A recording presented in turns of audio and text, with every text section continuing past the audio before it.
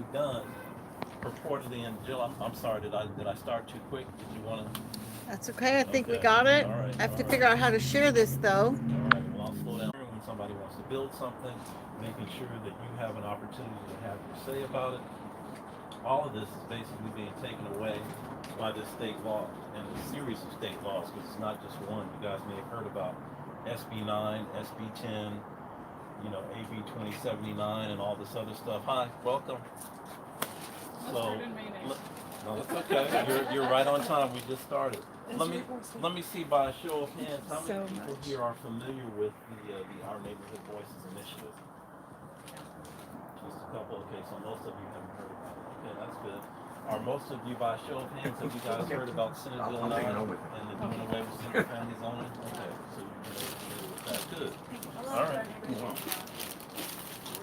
Well, we just started last year, and some of you that are familiar with it will know that we actually tried to get it on the November 2022 ballot. We tried to actually start because Bill Brand, the mayor here in Redondo Beach, is such a dedicated advocate, and all of us were so concerned about this. We tried to get it going and raise the money and collect enough signatures to qualify for this ballot for the election that was just held last week. But we ran out of time and just realized that we needed to wait and take a little more time to raise the money and build the support. Because anytime, as you guys may know, if you're going to do a statewide constitutional ballot measure to amend the state constitution, that takes a lot of time, a lot of effort, and a lot of money, unfortunately. So this is truly a grassroots effort. I probably should have done a little better job of introducing myself. I am someone who actually works in the affordable housing industry. That's my day job. I run a nonprofit organization that does affordable housing development and management, and a lot of our properties are in South Los Angeles. So I'm, not just concerned about our affordable housing crisis because I know it's a problem for the society. It's actually what I do. I'm an engineer and a lawyer by training. I got into real estate late in life. I guess I got bored and couldn't figure out what I wanted to be when I grew up.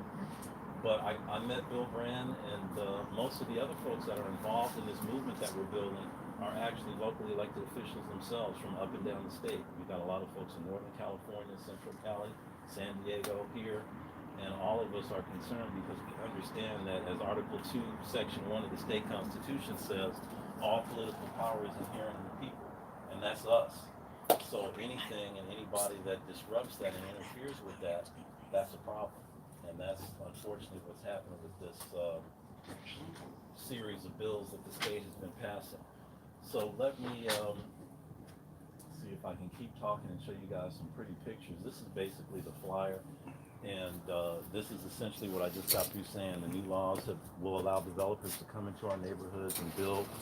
The bill that is specifically referred to here, SB 9, was presented as a duplex bill that would help existing homeowners, right? So it's supposed to only, where one house is, it's supposed to only allow you to create two houses, right? As they call it, gentle density. Well, I'm a developer. I'm in the real estate business for 20 plus years. I know how these guys are, how they think. There's actually a way that you could build more than 6, maybe even 8, and even 10 units on one single family lot using accessory dwelling units and junior ADUs. So even though it's being presented as something that's for homeowners, it's not. It's really for people that are, you guys may have heard about, and we'll talk about this a little bit, post 2008 foreclosure crisis. A lot of institutional Wall Street backed investors and firms have moved in and started buying single family homes in record numbers. In fact, earlier this year, I think I saw several reports where it's the highest number of single family homes in history that are owned by investors. Well, goody for them. Now all of a sudden their assets that they bought, because they had to leave retail and commercial real estate, which went into the tank after the pandemic, that real estate is now up in value because they can build all these units on it. And now, by the way, it's making it harder for, even though we already know what's happening with single family home prices, it's not cheap. But now we're competing not with other individuals, but now we're competing with Wall Street to buy a single family house. So it's just a bad situation across the board. So let's see. I'm going to come back to this to talk about what you guys can do to help us, because at this point, this is really just about getting the information out. Following us on social media. We have a Wednesday evening session that we do on Zoom. I'll talk a little bit more about that later. But let me share with you what really got me involved in this. One of my passions is my community. I was the founding president of the United Homeowners Association, which we started a few years ago. And as part of that job, this is a basically volunteer organization that represents all of unincorporated Windsor Hills and View Park, about 11,000 plus people. We had one developer that actually lived in our neighborhood that was trying to build this ridiculous 88-unit condominium on this little tiny piece of property. Sound familiar? All kind of traffic problems and all of that. So we filed a lawsuit and won and did some other stuff to try to address that, and that's still ongoing. But that's one of the things that really started becoming, you know, a major deal on my radar screen, because I'm saying, well, wait a minute, I'm in the real estate business. I'm usually the guy that they send into these rooms to help people understand why this stuff makes sense. But I'm hearing about all this stuff that really isn't well thought out. It's just about trying to build housing on every square inch of dirt that's available. And that's where we have our problem. So, all that being said, I'm looking at what's happening in South LA, East LA, basically communities of color and working class areas around LA County. And I'm seeing, let me go back to this here if I can. I'm seeing a very bad trend that started with this right here. So you guys are aware of what happened in 2008, you know, all these toxic mortgages focused on, you know, San Fernando Valley. I don't know if you guys can see my cursor, sorry. South LA, you know, you can see where all the blue is, that's all, you know, bad loans That's all and foreclosed toxic. Well, pretty properties? much, right. Wow. So, you know, there's West LA and, you know, South Bay communities are off the map because this is LA focused. But, you know, you can kind of see the trend here. So this is the foreclosure rate. You know, same thing, heavy concentration in South LA, East LA, working class areas in the valley. So this is, you know, again, as somebody who's in the industry and looking at this, and then working in the community, I'm seeing all this happening, and I'm saying, well, number one, that obviously is illegal, and somebody should have gone to prison behind all of that. But number two, now who is ending up with control of all these single-family homes that have been foreclosed on? And guess what? It's people like these guys. Invitation Homes, this is a paper that somebody did in 2019 from UCLA, a great paper, some graduate student did it. But Invitation Homes, which is backed by, you know, BlackRock, Blackstone, or one of those Wall Street hedge fund firms, and sorry I'm scrolling through stuff, but I'm just trying to touch on a few things here really fast. They started buying up a lot of this stuff. And if you look at, let me do this to speed it up. If you look at where their stuff is concentrated, it's actually the same areas. The Valley, you know, South LA, East LA, basically communities of color and working class areas. This is where these guys have focused. And if you look at, let's just take Senate Bill 9 as an example, which is supposedly about helping homeowners who want to maybe have an extra unit for their family member or whatever, and, you know, all that nice sounding general density stuff. Look at the way they wrote that bill.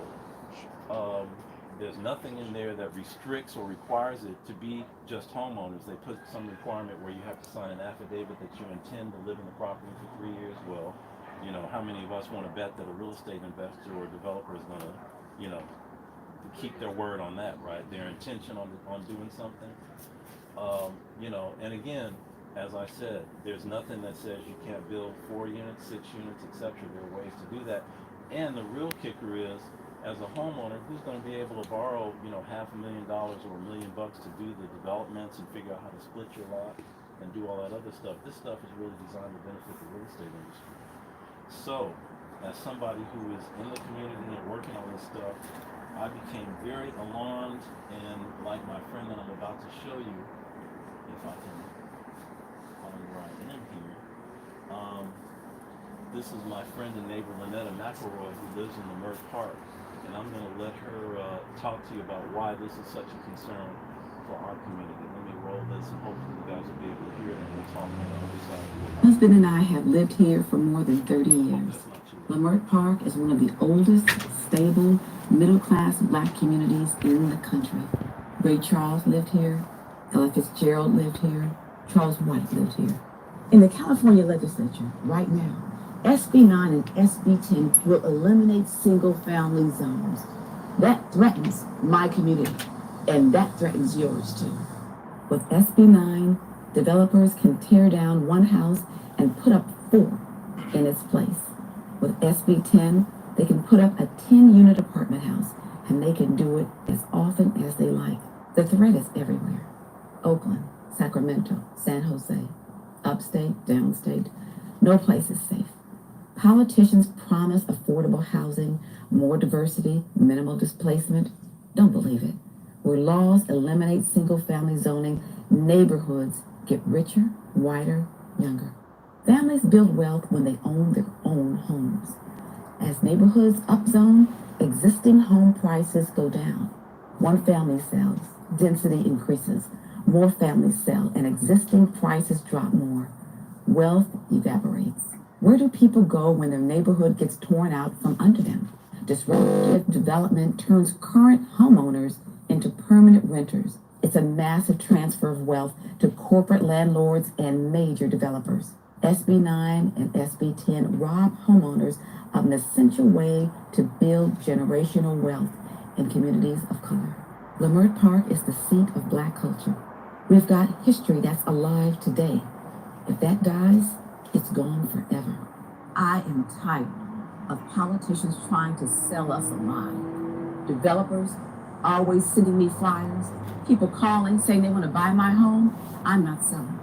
I'm staying right here. So Lunetta's a lot better at explaining it than I am, but you can see why I wanted to share her video. So that's the thing, folks. It's like, we're being told that, okay, the state is doing this because we need more affordable housing, but the legislation isn't requiring affordable units to be built, and it doesn't include any financing for affordable housing to be developed. And in fact, as someone who works in that industry, I can tell you the only way you get affordable housing is you have to reduce the cost of the land, reduce the cost of construction, because lumber costs what it costs, right? Labor costs what it costs. There's no way to short circuit that. Or you have to somehow buy down the cost of the rent or the purchase price. And that's it. That's how you get affordable housing. You all will remember redevelopment agencies, which unfortunately is now a relic because in 2012, Governor Brown did away with them to try to balance the budget. But when cities and counties had redevelopment agencies as a tool, they were able to create hundreds of thousands of affordable units. Well, that's gone. The federal government, which used to be, in the public housing business and all of that, Section 8, is pretty much the last vestige of federal affordable housing stuff. They've backed up. So, local government is left here with really essentially very little tools to solve a problem that is something that requires a massive public infusion of revenue to really have a chance to do anything with it. And again, we're being sold a bill of goods by saying what I like to call trickle-down housing. If we just build enough market rate units, somehow magically that's going to create affordable units. What they're doing is they're creating market rate units at a clip of 4 to 5 market rate units for every one affordable unit. And clearly that's not going to get us where we need to go. In fact, if you look at, sorry, I'm jumping around a little bit here, but let's see if I can pull this thing up.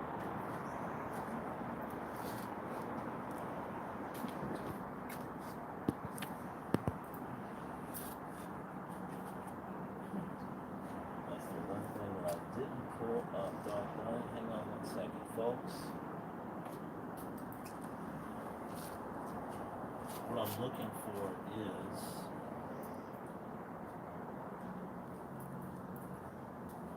a study that was done by some other folks on the housing situation, and it pretty much shows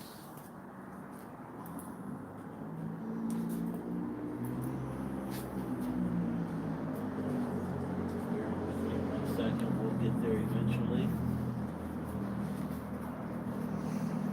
My youngest son is at Astro Camp.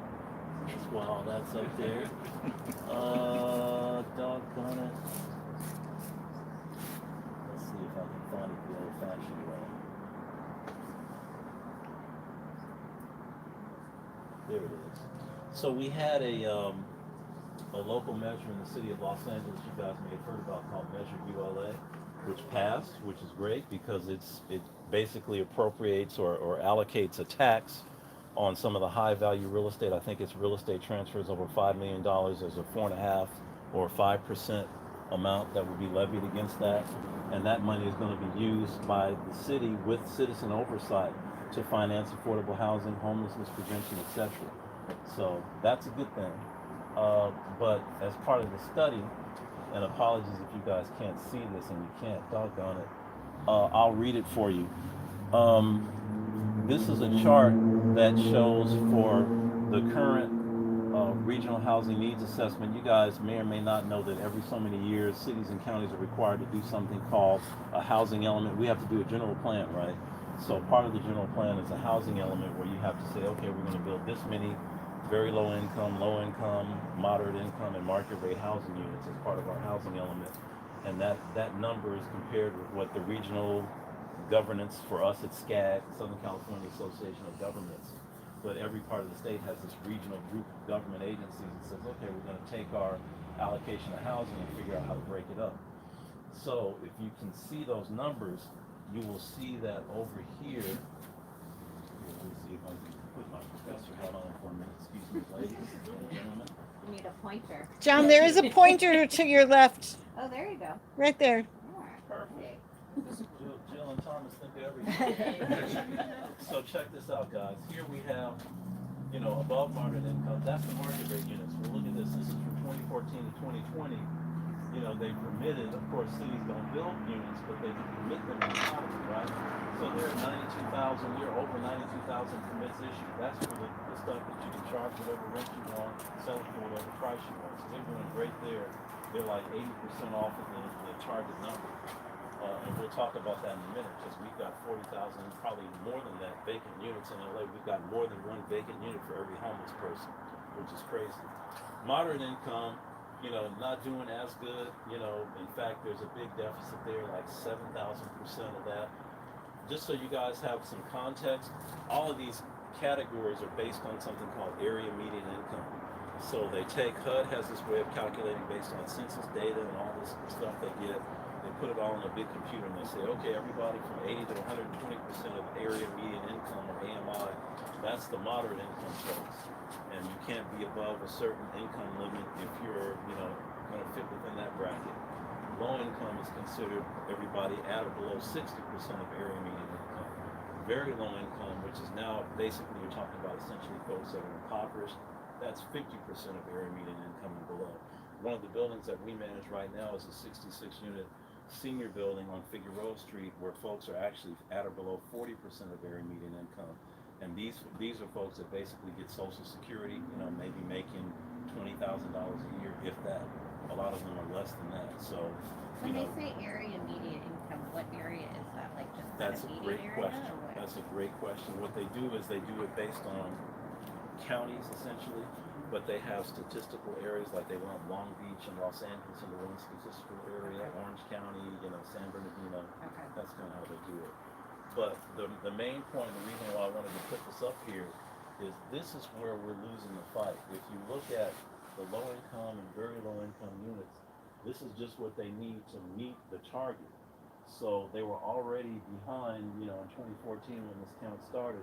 So they're falling even further behind. And that's why I talked about this whole concept of trickle-down housing, and just where we want to incentivize developers to build more market rate projects, and they'll just put a few affordable units in. You can see that math is not going to work.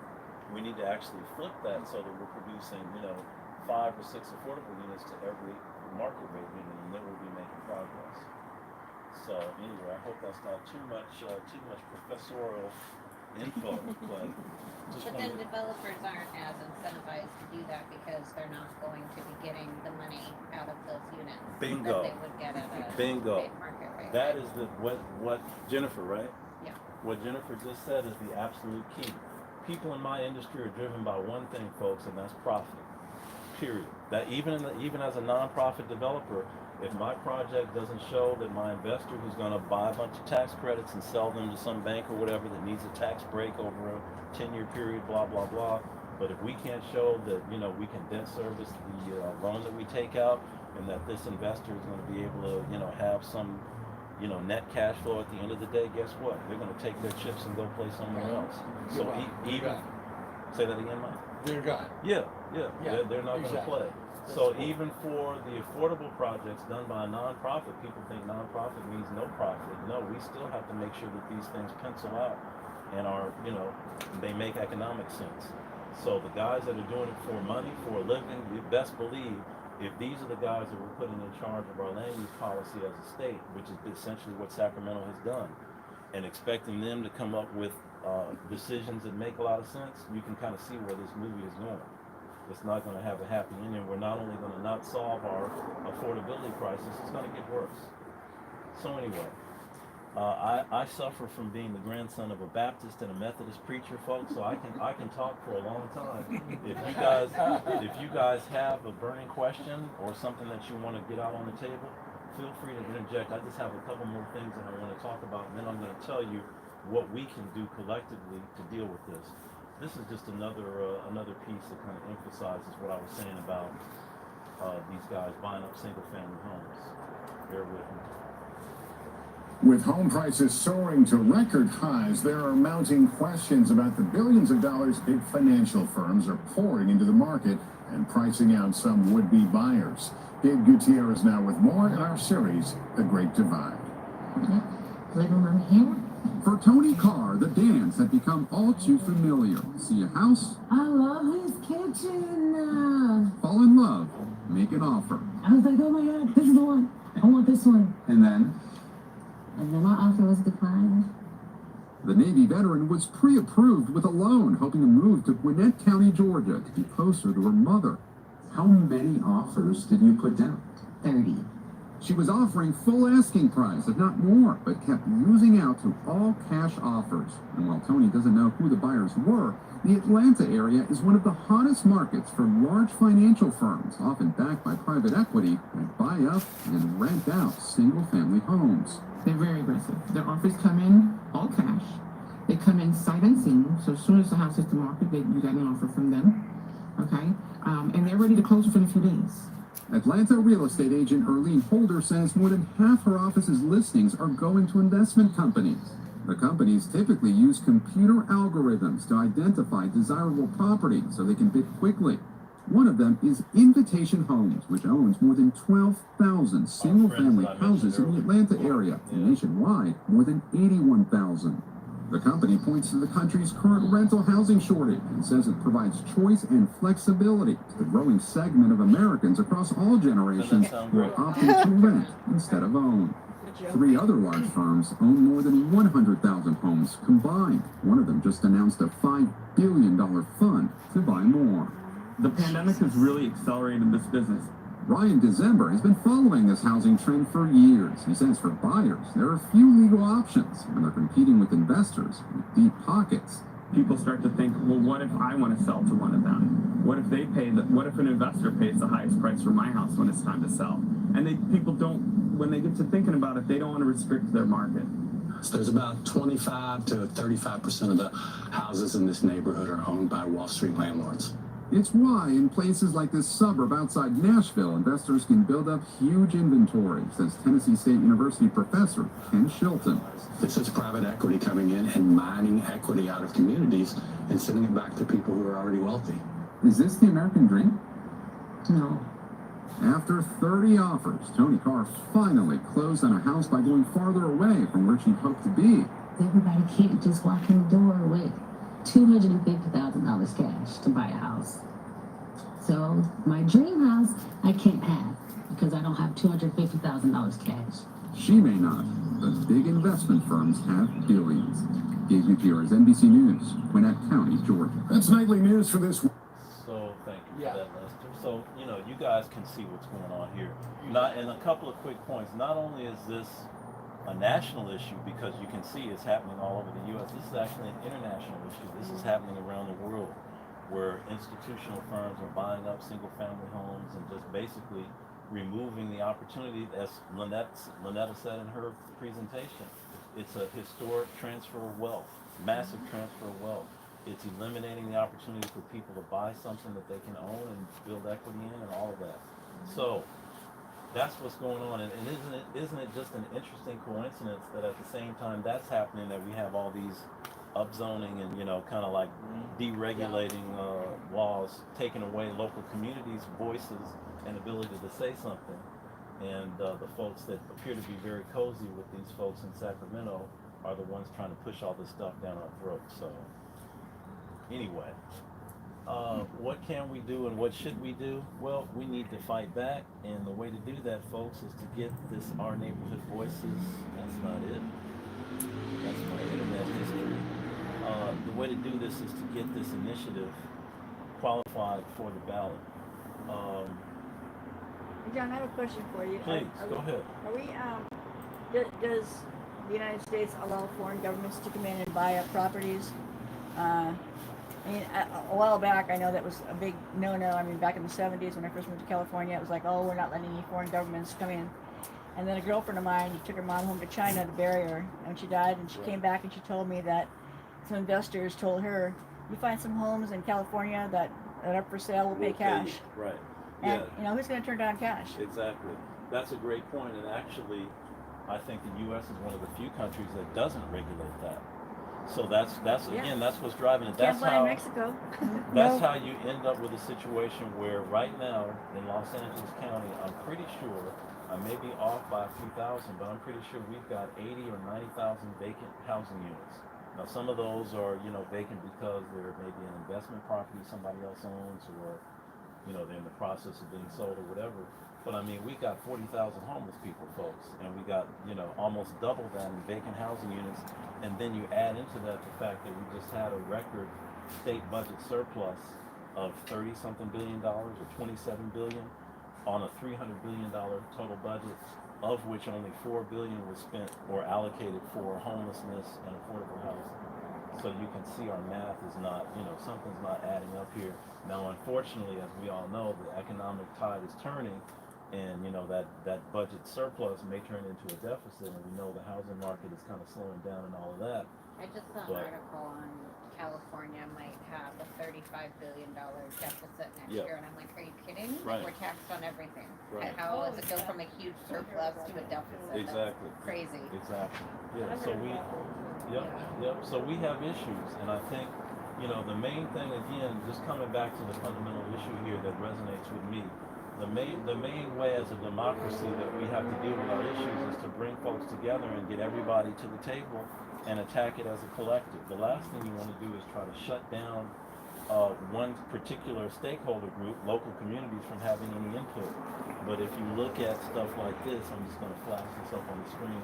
This is an article from The Atlantic that came out last April, I think, from a young lady who's, I think she used to work for the now vice president's presidential campaign.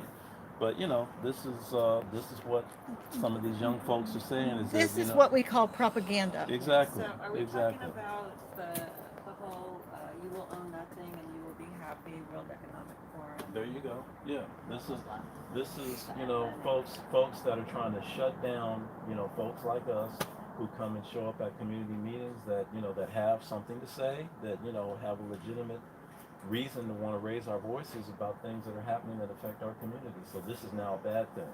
You guys that are making all that commotion in the neighborhoods, we need to shut you down because you're standing in the way of progress. This is the theme. I mean, this is single family homes are bad. You people that are advocating for communities are bad. Very anti-democratic. Right. John, Yeah. it's Yes, not ma'am. just that we're bad. I have been repeatedly accused of being racist. racist. Oh, yeah, we're going to come to that. Okay, Yeah, I we're gonna want to come know that. how to respond to this because it is Let's infuriating. talk about that. That's exactly why Jill. See, that's why I like hanging out with Jill. So we have Thank you, We have John. this handy Our Neighborhood Voices Mythbusters chart.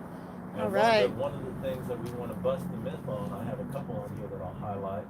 But down here at the bottom, I think. Yeah, here we go. This is just about wealthy beach communities that are intent on keeping density out of their neighborhoods. All those spooky people of color that want to come and live next to us or whatever. So yeah, that's mythology. As we all know, the bottom line is that this is everybody. And as I said, the key point to remember is these laws are going to have a disparate impact on communities of color and working class communities. This is essentially a war on the middle class, folks. So, they have carve-outs for historic areas and people that are, HOAs that have CCNRs, covenants, conditions, and restrictions and all that. They're insulated from this. So, I mean, we're smart folks. We understand how this is going to work. The folks that can afford it are going to lawyer up and, you know, do what they need to do to try to resist it. It's the working class folks and the other people that tend to get gentrified and displaced and all that that are going to be have an outsized impact. So that is the last thing. In fact, I have more to say about the racist thing. Yes, Jim. I appreciate that. When you said that HOAs and UFCCNRs are insulated from Great. SB 9 and SB 10 you're talking about? Specifically, if I put SB9's text on the screen, you would see that there's a provision in there that says if you live in a historic district, this bill will have no effect on you. If you live in a planned or a community common interest development, I think is the word for it. Well, which I do. Right. But historic district, what does that mean? You've been designated like View Park. A big part of our neighborhood is that we're on the National Registry of Historic Places, Right. based on our history of being, So African then you're American. exempt from 9 Part and of the 10? neighborhood is, where I live technically is, at least for now. But like but Lemare Park is not. Where my mom lives, go down the street and around the corner in Windsor Hills, it's not. So, and even, that's the point that I think really needs to be emphasized when you talk to your friends and neighbors is that, hey, it may not affect you directly, but if it affects the neighborhood across the street from you or down the block or whatever, it's going to have an overall bad impact. I mean, we need affordable housing. What we don't need is Sacramento trying to come down here and jumpstart and basically hyperdrive all this stuff that's already going on that's not giving us what we want and what we need to solve our problems. So anyway, there's a few myth busters on here that we can talk about. There's an interesting one here about the so-called housing shortage. I'm going to call this to you guys' attention. California has a 3.5 million unit housing shortage.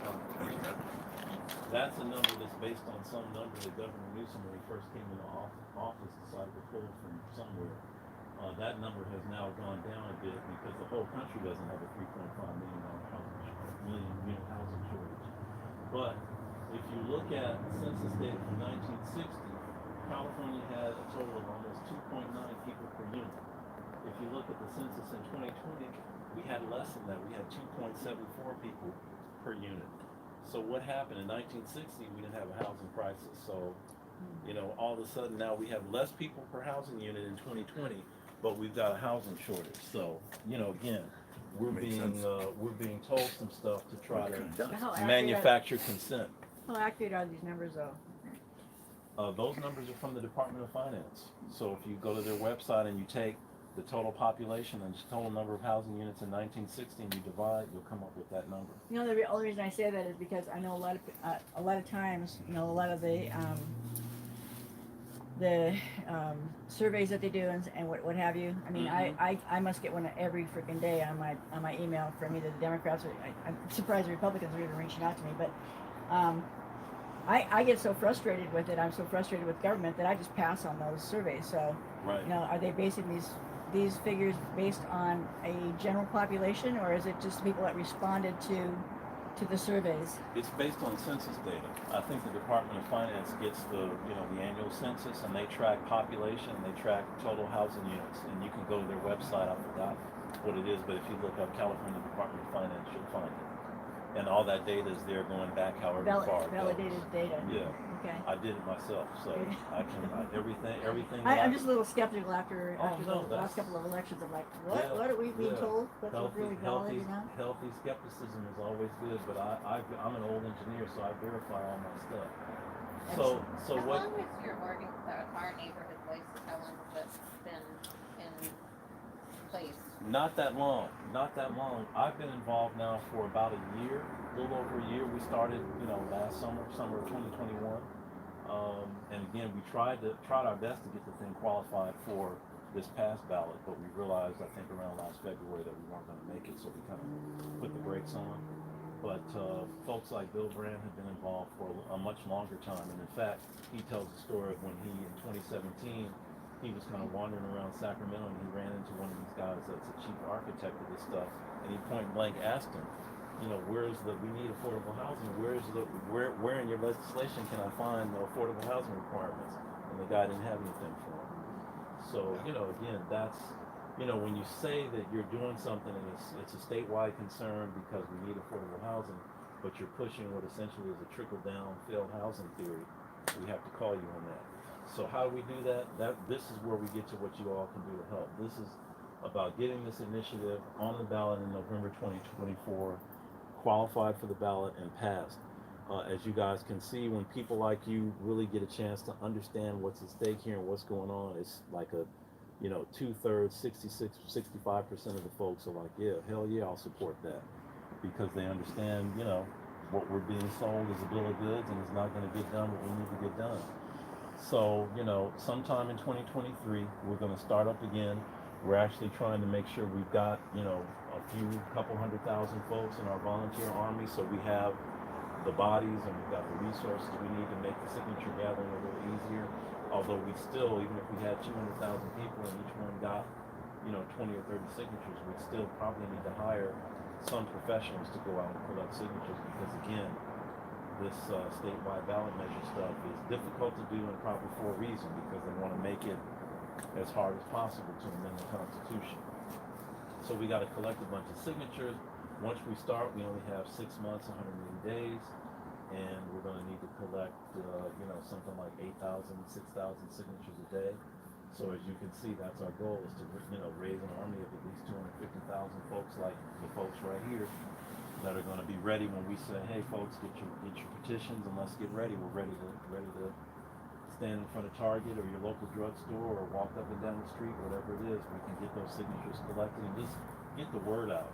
Is the goal to repeal SB 9 and 10, or what is it? Thank you, because I definitely need to see Jennifer. You came for a reason. You're keeping I'm me a on lawyer point. too. Yeah, hey, I love it. The key point about how the initiative works, and I won't bore you guys with too much of a deep dive, and I'm happy to talk with as much detail as you like. What it essentially does is it gives cities and counties the ability to override a conflicting state law only with respect to land use planning and zoning. So one of the big concerns that people had was, well, what is this going to do with respect to CEQA or other environmental laws? Or the Howard Jarvis people were up in arms because they thought we were going to override Ellis or Costa Hawkins or whatever. All that stuff is expressly exempted. In fact, we created a section of the bill called covered state statute. And all of those things are covered state statutes where it's specifically something that we know we don't want cities and counties doing anything to mess with that. So what it does is it says, hey, city or county, whether you're a charter city, general law city, charter county, general law county, you will be able to, if you don't like the fact that, if you don't meet your regional housing needs assessment goal by a certain date, then developers can just come in and use what's called the builder's remedy and build whatever they want. You can say, no, we're not going to do it that way. We're going to do it this way. And our law will supersede that. So in other words, it's basically restoring local control of local planning. It's restoring our democratic right to say what happens in our community. So That's just to probably the clarify, simple way to put it. Yes, ma'am. It's not to repeal, it's to, Be able to override. Correct. yeah. It's a Right? tool, It's an right, active right, override. right. It's a tool that gives our local government leaders the opportunity to do what we need them to do on our behalf. It doesn't override or, eliminate any existing laws. It just, gives us the right to do it if we see fit. Yes, ma'am. I have a concern about that Okay, because we cannot always count on our local elected officials exactly. to do right by us. That is an absolute legitimate concern, Jill. And all I can say about that is we can't solve all the world's problems with one stroke. I think at the end of the day, and this gets back to the fundamental question of democracy, right? We all have to be involved and we all have to be engaged, because at the end of That's the why we're here tonight. right, at the end of the day, the people that we elect to represent us, if they don't do a good job, we got to hold them accountable. And I don't think there's any magic bullet or other way to do that other than to just be involved in the process. No, So, no, I have a question on that. yes, ma'am. SB 9. Mm-hmm. Is that one of those laws that says you don't have to have parking Yep. with when you're Correct. building all of this housing, Right, which Yeah. is a big deal for Redondo. right. To, That's if you tear down a house or even tear down 2 units and then you remove all the parking in the driveways. And I've already seen in my neighborhood where they've changed the setbacks. So the property, there's a house it's 2 houses on a lot, they're building it. And it is closer to the property line and you have a smaller backyard, you know, it's, Right. it Right. is, Setbacks and open space. oh, going it is, bye-bye. it's Right. it's a mess. Yeah. It's a No, mess. that's exactly right, Deborah, and that is a key feature of SB9. It's ministerial. I probably should have said that. That's one of those legal sounding words, but thank you for coming. Okay. Thank you. All right, all right. I took some. Thank you. We appreciate it. Ministerial approval of, lot splits and, building a second unit on a single family lot. Ministerial well, meaning it's no public okay to review. have the second units, but you're talking about building it closer to the property line. It's Right. like you go there and it's a tiny area that's next door to where your property line. Listen, in some communities it's even worse than that. And getting to Jill's point about who's in control of our local government in San Diego, the folks out there are really up in arms. They're building ADUs in the front yard. No. They're building ADU. secondary units, accessory dwelling units in the front yard.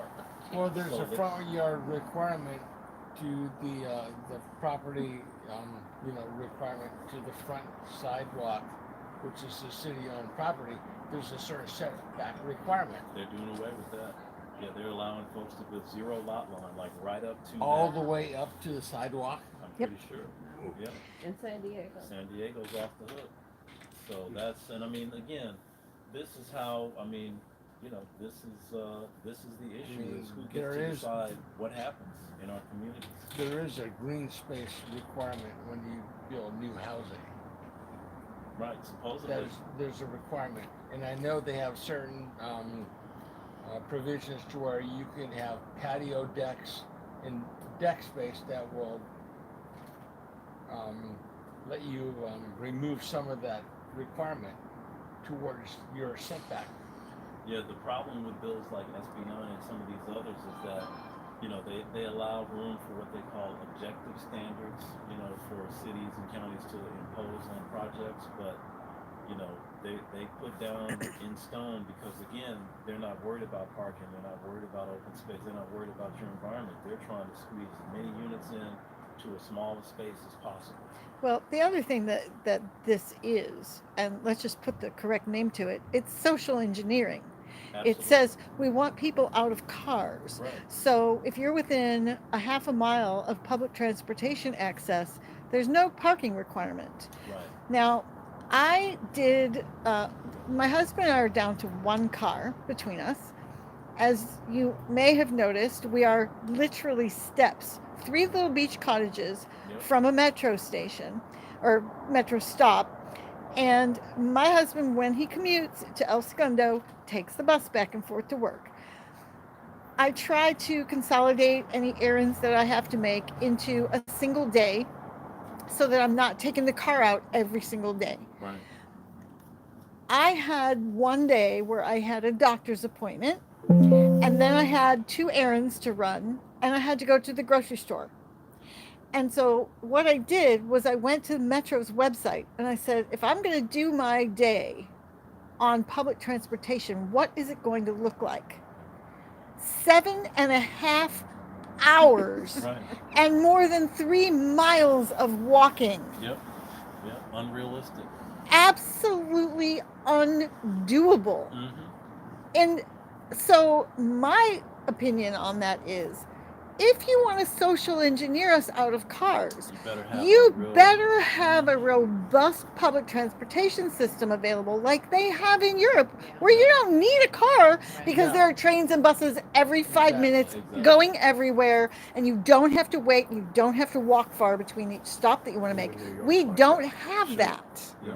We don't have Yeah. that. No, we don't. Well, the And thing so- that's sad is that when it started, LA originally had like the red cars and all Right. of that. Where you before the could cars, go all over for. where you could go yeah, all over yeah. the beach, Well, that was General everywhere. Motors. And then Yeah. when the That's what cars killed that. came in, and I don't know, tire manufacturers, whatever, they basically, picked them out, You and know- now it became such a car centric.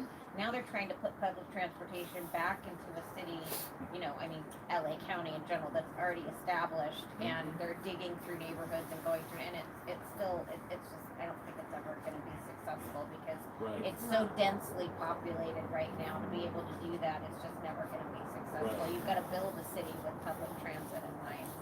And my concern is that when they build these multi-unit dwellings with no parking, people are going to come and they're going to look at them and they're going to say, well, where do we park? And they're going to say, well, there's no parking for you. And they're Right. going to not buy them. So we're going to end up with even more empty units. Not only that, but they'll be parking in our neighborhood, you know, down the street. across Yeah, the street, which is and then already happening. visitors to the neighborhood who Oh, want to yeah. go to the beach, they Right. won't be able to park anywhere Forget because about it. all the homeowners are going to be parking on the streets. Yeah. It's already in there. Yeah. You can see the huge density in the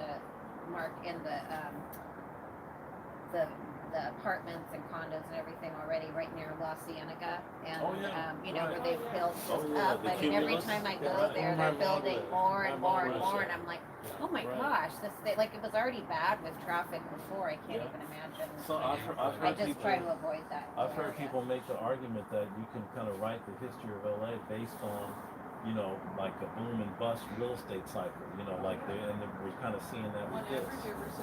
Right. So anyway, I want to leave you guys with this thought that at the end of the day, you know, the people do still have the power, and this movement that we're building, absolutely. I was with Bill Brand earlier before I came over here. It was good to see him, and he was all excited. He was like, "Man, if this thing qualifies for the ballot, they're going to spend hundreds of millions of dollars, and they will." And in fact, my trade association, the California Association of Realtors, is one of the main offenders. They oppose the Measure ULA that I mentioned, which funds affordable housing. I'm like, you guys are in the real estate industry. What the hell is wrong with you? But they're being driven by these big corporate, you know, REITs and folks that are, you know, I guess they want all the money for themselves. You know, that's a real sad situation. You think Karen Bass is going to make a difference? What's You that, think Karen Bass Bass? is going to make a difference? We'll see. We'll see. No. Talks Yeah. She's asking I for think- less, she asked for less housing. I think that the advantage that she has is that she has worked in various levels of government. Obviously, she hasn't worked at city government, so she's going to need some people that really know the ins and outs of how that city works. But she's somebody that knows how to bring people together. She's not afraid to make tough decisions. You know, the basic skill set is there. It really is just going to come down to execution. And money. Right. Well, It yeah, seems then like there's with that. SB 9 and 10, if it just stayed in place, I just foresee LA County just, you know, these single family houses just all eventually being raised. And then, like you were showing that Right. one picture where there was that Right. awful modern, you know, huge Uh-huh. thing next to this cute little single Exactly. family house, and they're all being phased out. I'm like, no. Yep. No. We don't want to get rid of those, you know? Yep. Well, one of the problems that I see, my husband's handicapped. He's on a walker. How in the world do you have senior citizens and people that have walkers? They cannot walk a half a mile. Nope. He has to have parking, and he needs to be close by. Right. And it's awful Right. what they're proposing, because he could never get on a train or a bus. Well, That's- people don't want to take Metro anyway now because there's nuts out Other there. issues. There's too many Yeah, nuts. other issues. Until they get it cleaned up. Sorry. Yeah. It's true. I mean, my That's- mom used to take it when she was in her 80s. She wanted to always take it from like Pasadena down here, and I'm like, no, you're not getting off at the station like a Willowbrook and you know doing it. You know, it's just you know. And now I said, you know, 80-year-old person with a suitcase. I'm like, no, that's not Right. happening. That's why you have to have local communities involved, because you're not going to get the right solutions. You know, California is bigger than most nations. So how in the world can anybody think they could sit somewhere in their ivory tower in Sacramento and make decisions that'll make sense for the whole state? It's crazy. So again, folks, I don't want to, you know, again, I can talk for a long time, but I want to thank you. I want to thank you guys for being here and your attention, but I want to encourage you, follow us on social media, back to what's on the flyer. Donate, you know, you know, if you guys are billionaires and millionaires and can give 20,000 or 50,000, that's great. But if No, those are all the ones that own the developments. if it's just 500 or 200 or 20 or 50, we'll take it, because this is how movements start. You know, it's by folks like this making a decision to get on the same page and pull in one direction together and do something to make a difference. So I hope you guys will all join us. If you have any questions, I'm happy to take them. Reminder, and in fact, if you want to take one of these envelopes or more than one and give it to somebody, you're welcome to do that. But every Wednesday we are on Zoom. We won't be on this Wednesday because of the Thanksgiving holiday. But you can find it. OurNeighborhoodVoices.com is the website. At Our Voices CA is our social media handle. And other than that, we're pretty easy to find. It's all on the flyer, John. It is. Okay. Yeah. Cool. Thank Yeah. you. Thank you, guys. John. Thank you. Thank you so much. Any other questions? Well, you were mentioned in the newspaper article. You and Bill Brand. Oh yeah, I forgot to talk about that. You yeah. and Bill yeah, Brand. Let me talk about I that. thought Yeah. that's interesting that they're throwing your name, Well, Bill. that the Times is throwing your name around. Yeah, let me tell you about that. Bill actually told the guy to call me because I mean, you guys. I almost want to say that it's an honor, and it's an indication that what he's doing is having a significant effect because you guys know that all that stuff was ginned up by some developers that are mad that the city of Redondo Beach was able to stop him from building that old Edison plant. What's it called? Exactly. AEF? Exactly. Yeah. So Bill and his fellow public servants, represented the constituents here in Redondo Beach that didn't want that mess there. And these guys are pissed off about it. So Senecal, they filed a lawsuit, finagle a way to get access to Bill's personal email. And I mean, anybody, that's what I told the reporter when I talked to him. I was like, dude, if I got into your email, if you got into mine, or any of us, you could take any little thing that we say and twist it to make it sound like whatever. So, it really, it was kind of funny because I was like, okay, what do you have? And I was having to go through the litany of whatever he thought was, racist or whatever. And I was like, man, I told him a story about I'm not going to drop any names so that I won't embarrass anybody, but there's an elder statesman that used to be in the California legislature a long time ago. I'll wait till the sirens stop. Yeah, I just wanted to get closer to the microphone, could pick up your voice. Yeah, never a dull moment in the big city. So there's a guy that I got to know when I was practicing law that served in the legislature under Willie Brown. You guys remember him, the legendary former speaker. Well, he's told me quite a few colorful stories about some of their antics that he and Willie Brown and some of those other guys did back in the day. And I was telling the reporter, I was like, dude, this is how these guys talk. I mean, this is when you're in politics and all of that, and you're having banter with your friends or your colleagues or whatever. That's how people talk. This is not somebody that's, Klansman or whatever. Give me a break. So. Well, not to mention that the way that I read the two, what I would say were ginned up as the worst of the two comments were, in my reading of them, actually on the one part, busting the myth, we'll say, of the angry black woman by asking a black woman, well, gee, why aren't you angry? Haha, see, it's not a real thing. Black women aren't angry all the time. Well, the funniest thing about that is, I actually, when he mentioned that, I said, well, have you spoken to the person that he made the comment about? And he was like, no, but I will. And of course, when he talked to her, she said, that's why I refer to myself. Right. So. And then the other one was with the increasingly Latino heavy Harbor Commission. Latino laden. They're not going to be happy with Senator Cal's plans to demolish a venue that caters to the Latino community. Sounds like he knows the community pretty well. And how is that racist? That's in solidarity with those people. But the way the Times wrote it, he's making fun of the Latino community. What? How do you read it that way? That's just crazy. When you have people making those kind of arguments, I think, again, it's an indication that what you're doing and saying is effective. Because if that's all they got, they're not going to argue the facts. They're not going to come here and have a debate with us on the issues because they know we're going to pull out the information and be like, hey, this is not affordable housing, buddy. So what are you talking about? I wanted to invite them here tonight. If we do another house party, can we invite them? I would love, I think discussion and debate, that's one of the main problems that I see, and I should have talked about this earlier, but that's another thing that excites me about this is that it's not, one political perspective or party or group, it's everybody because it touches everybody. Oh, yeah. So from the furthest to the left to the rightest to the right, we can speak to everybody about democracy because everybody gets that. And it's something that transcends all that other stuff. So absolutely, I have no problem talking to anybody about this stuff. 'Cause Perfect. I like to bring out my MythBuster chart, and be like, hey, what about this? What about that? You know, how do you explain all these vacant units? If we all we need is more housing, how come we've got all these homeless folks and people going broke because they can't find a place to rent? I'll have to see if I can find the article, but I read a few weeks ago, so relatively recently. Okay, bye, Thank you, Betty and guys. Mike. Thank you Nice so to much meet for you. coming. All right. Have Um, a good night. But I read that the city of Los Angeles had to return tens of millions of dollars to And the that's federal crazy. government that was It earmarked over for homeless. It was over Yeah. 150 million. 150, And yeah. I was personally offended by that because Yeah. I was like, we're out here trying to scrape and figure out how to fund our Right. next project. Hell, we Because they could've- couldn't we figure out could've put how to these- use all the of that. money. Yeah. They had to send Yeah. it back to the federal government because they couldn't Yeah. figure out how to coordinate between Right. organizations to actually use the money that we Right. were entitled to have. Now, Mayor-elect Bass spoke about that specifically, and she said, and of course, having worked in the federal government, that's going to be something hopefully that she'll be able to impact. Thank you, Thomas. You got the magic touch.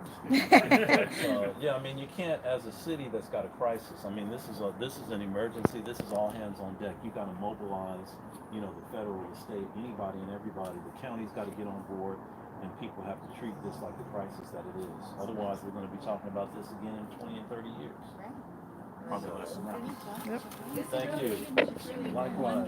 Thank All right, you. Thank you so much, John. I'm going to sign off the live stream now. I see there's a couple of people watching. Thank you so much for joining us on the live Thanks, stream. live streamers. Thank you, live streamers. And we're going to say goodnight now. Bye. All right. I saw you all bundled up. I was moving around trying to stay warm. It's getting cold out here. Thank you.